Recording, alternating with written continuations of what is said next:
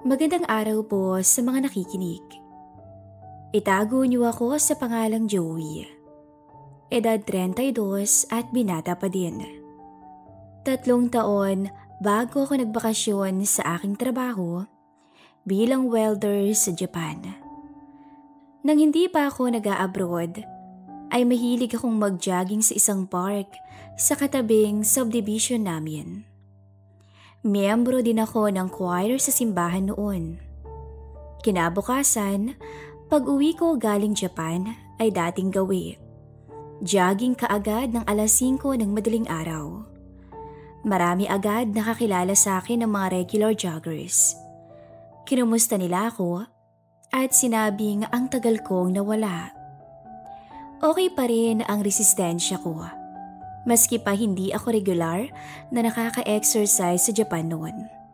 Siyempre, unang araw ay hindi ko naman agad tinakbo ang dating 5 kilometro na ginagawa ko. Mga 3 kilometers lang at nagpahinga na ako. Habang naglalakad pa uwi, ay may parating na grupo ng mga babae na nag-uumpisa pa lang mag-jogging. Pamilyar sila sa akin. Si Francine, Belle at Loisa. Mga kasama ko sa choir noon. Yumuko ako pasimple para di nila ako mapansin. At nang magtapat kami ay bumulong ako ng mga suplada porque magaganda. Paglingon nila ay iniangat ko ang aking muka. Ay, si Joey pala. Kailan ka pa dumating? Sabay-sabay nilang bati sa akin. Lahat ay yumakap at may beso-beso pa sila sa pisngi ko. Kumustahan at medyo nagkakwentuhan ng kaunti. Pero natuon ang pansin ko kay Loisa na crush ko na noon pa. Lalo siyang gumanda at sumeksi. Napansin ko naman na iniiwas niya ang kanyang mga mata nang mapansin niyang matagal akong nakatingin sa kanya. Hoy Joey! Manlibre ka naman dyan, sabi ni Belle, kaya natuon na ang atensyon ko sa kanilang tatlo. Sure, basta ba kayo no problem, sagot ko naman. Napansin kong nagbulungan si Francine at Loisa. Maya-maya ay nagsalita si Loisa. Joey, hanggang kailan bang bakasyon mo? Tanong niya. 45 days bago ko umalis ulit eh. Bakit nga pala? Kasi representative ang choir natin sa isang inter-parish singing contest. Kulang kami ng 2 boys pa eh. Total bakasyon ka naman at dati kang member. Baka gusto mong mag-join. Kahit para sa contest lang next month, sabi ni Francine. Sure naman, walang problema. At least may mga activities na ako ngayong bakasyon ko. Ayan, isang lalaki na lang ang kulang. Sige jogging muna kami. Mamayang hapon may meeting at practice. Punta ka ha? Sabi ni Loisa na nakangiti. Umattend ako ng meeting at practice. May mga datihan sa choir. Nakilala ko na at marami din namang bago. Ako yata ang pinakamatanda sa mga lalaki. Nag-speech pa muna si Mrs. Liban. Isang may edad at matagal ng pianista ng choir. Magaling din siyang voice coach. 22 kaming nag-attend ng meeting at practice. Kompleto na kasi may na-recruit pa sila na new guy. Pagkatapos ng meeting at practice, ay kwentuhan naman kami nila Francine, Belle, Loisa at mga boyfriend nila Francine at Belle na sila Roy at Mike, mga miyembro din ng choir. Kain tayo. Treat ko. Sabi ko sa kanila. O sige Joey. Partner kayo ni Loisa. Natuwa naman ako dahil makakapartner ko siya. Pero sandali lang yung tuwa ko. Dahil habang kumakain kami, ay napag-alaman ko sa aming kwentuhan na nag-asawa na pala si Loisa. At nasa Dubai ang mister niya. 2 buwan matapos silang ikasal ng asawang si Rodney, ay nag-abroad na ito at 2 taon ang kontrata. Nag-iisa lang si Loisa sa inuupahan nilang mag-asawa. Malapit din naman to sa bahay ng kanyang mga magulang. Gusto daw ng mister niya na bumukod sila agad para maipakita sa magulang ni Loisa na kaya niyang buhayin ito dahil hindi masyadong gusto ng mga magulang niya ang lalaki para sa kanya. Ilang araw na rin yung practice sa choir at pati Sunday Mass ay sumasama din ako sa choir. Dahil nakikita ko palagi si Loisa, ay lalo pang tumindi ang paghanga ko sa kanya. Crush nga talaga, ika nga nila. Pagkatapos ng practice, ay sabay kami ni Loisa na umuwi. Naglalakad at nagkukwentuhan kami ng mga bagay-bagay sa buhay hanggang sa umabot sa bahay nila. Mauuna ang bahay nila at sa kabilang kanto lang ang sa amin. Madalas nga ay binibiro na kami ng mga malapit naming kaibigan dahil lagi kaming magkasama ni Loisa. Alam naman nilang may asawa siya pero ayaw pa rin nilang tumigil dahil bagay daw kami. Hindi din naman pinipigilan o sinisita ni Loisa ang kanilang biro. Sabi nga niya ay hayaan na lang daw sila at wala naman daw kaming ginagawang masama. Sa umaga naman ay nagkakasabay kami ni Loisa ang mag-jogging. Halos araw-araw kong mag-jogging siya dahil wala naman siyang trabaho. Ayaw ng mister niya na magtrabaho siya para maipamukha pa rin sa mamagulang niya na kanyang sustentuhan ng misis maski siya lamang mag-isa ang magtatrabaho. Minsan ay napaka-hot ng suot niya pag nagja-jogging. Halos fit ang shorts na maiksi. Talaga namang napakaputi at kinis ng mga legs niya. Bakas ang magandang kurba ng katawan. Siguro ay okay lang sa kanya dahil madaling araw at medyo may kadiliman pa. Ayaw ko mang matukso dahil malinis naman ang hangarin ko kay Loisa at wala akong balak sa kanya kung hindi lihim na hangaan lamang siya. Pero may kung ano ang nag-udyok sa aking isipan. Lalo na pag magkalapit kami at paminsan-minsan pa nga ay nakadikit ang mga braso namin sa isa't isa kaya't parang nakukuryente ako. Sino ba naman ang hindi maaakit sa kanya? Kahawig siya ni Julia Montes. At kung magdamit siya ay yung fit sa kanya kaya talagang dalaga pang tingnan maski may asawa na to. Isang gabi ay hindi ko maawat na pag-isipan ng kung ano si Loisa. Nagpunta kasi kaming magkakaibigan sa medyo formal na party. At talaga naman, maraming napalingong mga lalaki sa suot niyang black dress, nakab ang kurba ng katawan. At 4 inches above the knees ang laylayan nito. Kaya naman pag upo niya ay lalong masisilayan ang maputi niyang legs. Sa party pa lang ay para na akong hibang sa kanya. Iba na ang gigil ko kay Loisa. Lagi nga akong napapapwesto sa sulok dahil pilit kong inaawat ang sarili ko na lapitan siya. Baka kung san pa humantong ang lahat. Sa bahay habang patrug ako ng gabing yun, ay talagang di maalis sa isipan ko si Loisa. Hanggang sa umandar ang aking wild na imahinasyon. Sa isip ko ay hinatid ko si Loisa sa kanilang bahay dahil medyo tinamaan na ng nainom na alak.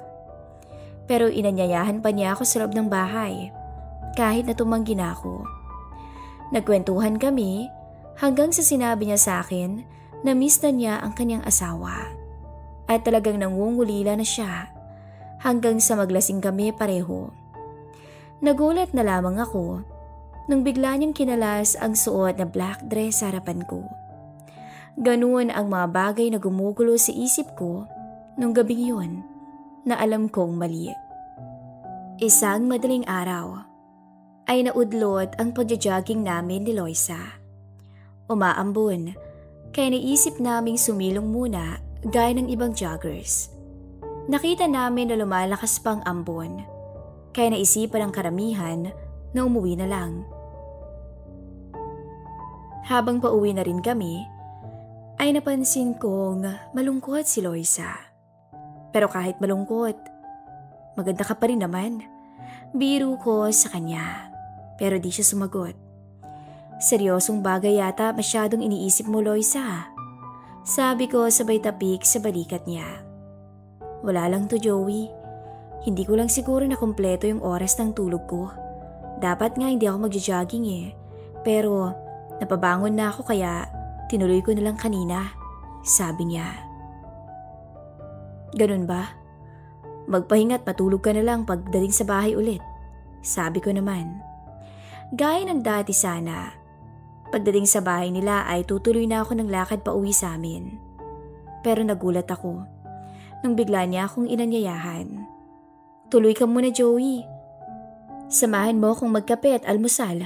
Kung gusto mo, aniyaya niya sa akin. Ha? Okay lang? Tanong ko naman. Oo naman. Halika. At may tinatanong ka kanina sa akin, hindi ba? Baka masagot na kita ng tama, sabi pa niya. Pinaupo niya ako sa sofa pagdating namin sa bahay nila. Nagtungo siya sa banyo. Nagtaka ako bakit hindi niya sinara dahil inumpisa na niyang kalasin ang jogging pants niya. Ayun pala okay lang dahil may pang-ilalim siyang shorts. Umalis siya ng banyo pero napansin ko na manipis ang short niya na fit. Kaya nanumbalik ang makaisipan kong hibang kay Loisa. Steady ka lang dyan, Joey at maghahanda ako ng coffee at almusal. Tumango lang ako. Nang oras na yon, hindi ko mapigilang mapasulyap sa kanya. Napaka-sexy niya talaga. Ilang minuto pa ay tinawag na ako ni Loisa. Joey, coffee at almusal na tayo, anyaya niya. Napasunod ako sa kanya sa dining table na malapit lang din sa may sala. Ang sarap naman yan. Ikaw ba nagluto, Loisa? Tanong ko sa kanya pagkakita ng kare-kare at imbutido sa lamesa. Oo, pero kagabi pa to Narihit lang kasi dumalaw ang mag-asawang biyanan ko kagabi. Akala ko nga sasamang aking mga hipag at bayaw kaya marami rin akong niluto.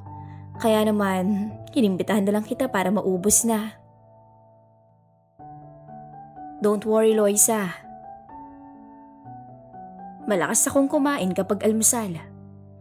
Halos maubos ko nga ang almusal at nakadalawang kape pa ako. Dapat pala, magnegosyo ka ng maliit na restaurant. Magaling kang magluto, sabi ko sa kanya. Bola. Pero thank you, Joey sagot ni Loisa. Oo naman, mag-business ka at magpundar ka para hindi na mag-abroad ang asawa mo. Napansin ko ang mukha ni Loisa na nalungkot. Bigla siyang tahimik. Nagkwento din ako na pangarap kong magnegosyo pag nakaipon na ako para hindi na rin ako mag-abroad balang araw. Patuloy lang ako sa pagsalita pero parang puro tangulang ang sagot ni Loisa. Hanggang sa natapos kaming mag-almusal ay wala akong narinig sa kanya. Pagkatapos naming kumain, ay bumalik at naupo na kami sa may sala. Kanina ko pa napapansing wala kang imik, Loisa. Natanong na kita kaninang pauwi tayo dahil tahimik ka. Something wrong? Tanong ko sa kanya. Joey, noong mag-abroad ka ba ay wala ka bang iniwan na minamahal? Tanong ni Loisa. Mga nanay at tatay ko, kapatid ko. Hindi magulang o kapamilya, Joey. Hindi ko agad nakuha ang sinasabi ni Loisa. Ano bang ibig mong sabihin ng minamahal? May girlfriend ka ba nung mag-abroad ka noon? Kung meron, natiis mo ba siyang iwanan? At nakuha ko na ang ibig sabihin ni Loisa. Pero kung meron man akong GF, ay iba naman ang katuyuan mo, ninyong mag-asawa. Mas mahirap pa rin ang sa inyo ni Rodney. Dahil, bakit ka pumayag na mag-abroad siya? Bagong kasal pa lang kayo. Ayoko naman siya mag-abroad eh. Masyado lang siyang nasaktan sa mga pasaring ng tatay ko dahil may mga mayayaman akong manliligaw dati. Sinabi ko naman sa kanya na siya ang mahal ko at pinakasalan. Napansin kong nangilid ang luha niya habang patuloy siyang nagkukwento. Okay naman ang kinikita namin ditong dalawa, kaya hindi niya kailangang mag-abroad. Kaya lang, ma-pride siya eh. Kaya pinatigil niya akong mag-work at nag-abroad siya. Sinubukan ko siyang pigilan. Pero, kinumbinsi niya ako na yung kikitain niya sa Pilipinas sa 5 taon ay 2 taon lang niyang bubunuin sa Dubai. Yung ipon niya ay ipang-nenegosyo niya raw. At dito na siya ulit mag-work. Oh, maganda naman pala plano ng mister mo kaya siya nag-abroad. Huwag ka lang malungkot. Mabilis lang ang 2 taon. Kailan babalik niya? Iyon na nga eh. Next month sana ay tapos ng 2 taong kontrata niya. Kaso habang magka-chat kami kagabi, ay nagsabi siyang nag-extend daw siya ng 1 taon pa dahil bibigyan siya ng magandang increase sa sahod kung mag-extend pa siya ng 1 taon. Kaya pumirma siya kaagad ng panibagong kontrata. Tuluyan ang napaiyak si Loisa at napasandal ang kanyang ulo sa balikat ko. Hinaplos ko ang kanyang likod bilang pagbibigay assurance na magiging okay din ang sitwasyon. Pero sa pagkakadikit ng mga katawan namin, ay ibang alab ang dumaloy sa akin. Patuloy ko siyang inalo sa buhok at likod at pilit pinapakalma. Huwag ka nang umiyak, Loisa. Mabilis lang ang 1 taon. Mag-uusap kayo ng asawa mo. Suggestion ko ay hilingin mo sa kanya na gusto mong mag-work ulit para di ka mainip. Tumango si Loisa at tumingin sa aking mga mata. Pinunasan ko ang kanyang mga luha. Kay ganda talaga niya. Napatingin ako sa nakabukas na mapupulang labi niya. Biglang nawala ako sa sarili. Parang nademonyo ko. Unti-unti kong inilapat ang aking mukha sa kanya. Nang magdikit ang aming mga labi, ay napapikit siya. Kalmado at masuyong halik ang binigay ko sa kanya. Pero naglakas ako ng loob na mapansing hindi siya tumatanggi. Nagulat na lang ako nang mapahaplos si Loisa sa abs ko, pailalim ng ko. Sa puntong yun, hindi na ako nag-aksaya pa ng oras. Inihiga ko siya sa may sofa. Unti-unti kong tinaas ang kanyang t-shirt. Umangat bahagya ang kanyang likod nang alisin ko ang kanyang p***s. At halos di ako kumukurap nang tuluyang bumagsak sa sahig ang kanyang mga suot at tuluyang masilayan ang lahat sa niya. Nakatinginan o nagkatinginan kami hanggang sa tuluyang ibaba niya ang garter ng ko. Napakagatlabi na lang si Loisa at muling bumalik ang tingin sa aking mga mata na tila nagmamakaawa. Sa puntong yun ay niyakap ko siya at niyakap niya rin ang mga binti niya sa aking bewang. Wala na akong nagawa ng mga oras na yun kundi pumatol sa babaeng may asawa na. Halos magiba ang matibay na kama sa gigil ko. Nagmistulang mag-asawa kami sa sabik. At para kaming bagong kasal na walang kasawaan. Sinulit namin ang araw na yon. Hindi ko makakalimutan ang maganda niyang muka na halos himatayin sa alapaap na hinandog ko sa kanya. Kagatlabi at nakapako ang mga kuko sa aking likuran habang patuloy ang pagbanggit sa pangalan ko na tila nagmamakaawa sa nakaw naming sandali. Hindi ko makalimutan ang oras na yon. Walang kapantay na saya ang hatid sa akin. Lalo na nang ibulong niya sa akin na higit pa ako sa mister niya pagdating sa Nang makapagpahinga ako ay naupo na ako sa gilid ng sofa. Katabi pa rin ni Loisa. Nagkatitigan kami pero biglang nakadama ako ng konsensya. Loisa, sorry di ko sinasadya. Hingi ko ng paumanhin sa kanya. Dali-dali akong nag-ayos at isinuot ang aking t-shirt at iba pa. Hinawakan niya ako sa aking kamay. Huwag ka mag-sorry, Joey. Kasalanan ko rin naman eh. Pwede ko namang tanggihan ka kanina pero di ko ginawa dahil miss ko rin naman. Narinig kong sambit niya. Sorry pa din, Loisa. Please, Joey. Oh, ayaw ko rin sana pero nadala rin ako eh. At gaya ng sabi ko, huwag kang mag-sorry dahil marami na ring sumubok sa akin na gaya mo. Ilang beses na rin akong muntik bumigay at pumayag sa gusto nila. Pero nakakapagpigil ako. Sa'yo lang ako hindi nakatanggi, Joey. At dahil may tiwala ako sa'yo na walang makakaalam ng namagitan sa atin, ay naging kampante ako. At kung hihiling ka pa ng kasunod, ay okay lang sa akin. Pangako, walang makakaalam nito, Loisa. Ngumiti si Loisa at hinaplos ako sa muka. Umuwi ka na, Joey. At baka may kamag-anak o kapamilya akong pumunta dito. Basta usap tayo pag may pagkakataon. Tumango lang ako at umalis na ng kanyang bahay. Sa bahay namin, habang iniisip ko ang namagitan sa amin ni Loisa, ay naghahalo naman ang konsensya at guilty feelings ko. Kahit okay kay Loisa, ay di pa rin mapanatag ang damdamin ko dahil gaya kong lalaki ay alam kong masakit ang malamang bumigay sa iba ang misis mo. At doon ako naaawa sa mister ni Loisa. Maski may 18 araw pa na natitira sa bakasyon ko, ay naisipan kong magparebook ng flight para mas maaga akong makabalik sa Japan. Kung hindi ko gagawin yon, ay sigurado kong may mangyayari pa ulit sa amin ni Loisa dahil magkikita pa kami palagi sa practice ng choir namin. Ipinaabot ko na lang sa ibang kasama sa choir na pinapabalik na ako sa Japan kaya di na ako makakasama sa araw ng contest. Tinext ko na lang din si Loisa para magpaalam. Sana'y nagustuhan niyo po ang binahagi kong karanasan. At salamat po sa mga nakinig.